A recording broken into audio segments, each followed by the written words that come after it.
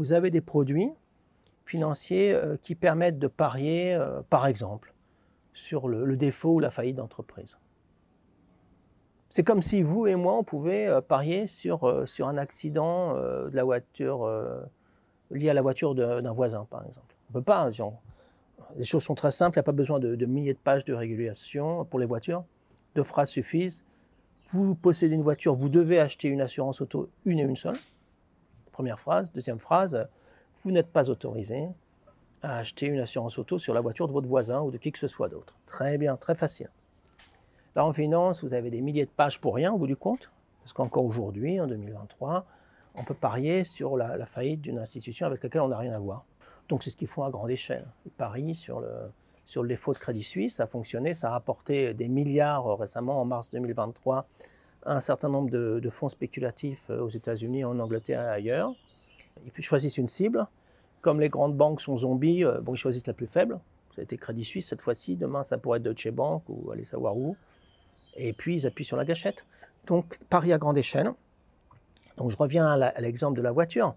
Donc si on était autorisé à acheter des assurances auto sur n'importe qui, eh bien on choisirait la personne qui conduit mal, bien sûr, tant qu'à faire. Et puis on l'inviterait peut-être pour prendre un apéro avant qu'il fasse un long voyage en Espagne pour ses vacances. Un apéro bien arrosé, beaucoup d'alcool, tant qu'à faire.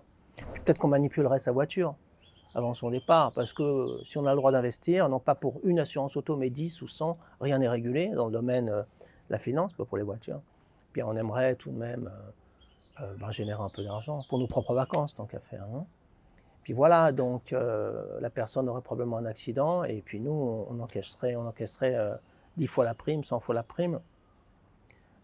Tout ça au nom de la liquidité sur les marchés financiers, du développement des marchés, etc. Le résultat de tout cela, quel serait-il?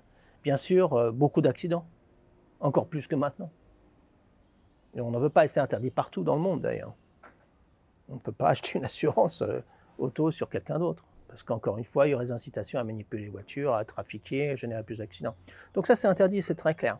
Par contre, en finance, comme c'est très complexe, et que peu de gens comprennent, ils en profitent, ils font ça exprès, les tenants de ce système, eh bien, ils peuvent se permettre de développer ce type de pratique. Donc voilà, on parlait de ces produits, CDS, peu importe, voilà. C'est toujours même le même astuce, 3 lettres, CDS, Credit for Swap, et il y a beaucoup de nombreux exemples qui viennent de l'anglais, et puis on accepte bouche bée, on dit ah oui, c'est bien, c'est moderne.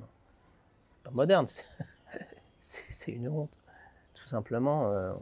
Et puis il y en a qui parient sur les décès aussi, l'assurance vie. Donc aux États-Unis, on peut vendre son assurance vie. Alors vous avez des fonds spéculatifs qui rôdent dans les hôpitaux où des gens malades ont besoin de financer leur séjour à l'hôpital, parce que là-bas, tout coûte très cher.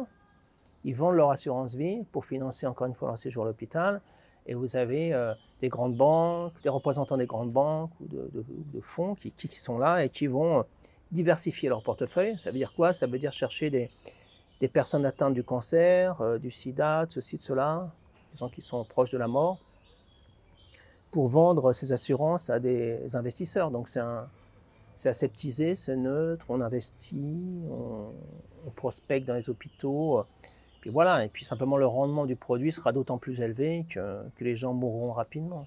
Donc ce sont des paris sur la mort en l'occurrence là. Donc voilà. C'est un système qui fonctionne sur la base de paris, et c'est la finance casino. Paris sur les défauts, les faillites, les décès, on peut tout imaginer. Donc c'est un système profondément cynique. Et il faudrait tourner la page, voilà, tout simplement. Donc ils vont parier, ils parient déjà sur le réchauffement climatique, sur la perte de biodiversité, on peut tout imaginer. Voilà, en prétendant résoudre les problèmes. Les paris ne résolvent pas les problèmes. On n'a pas besoin de finance casino, là il faut investir à grande échelle pour préserver la planète.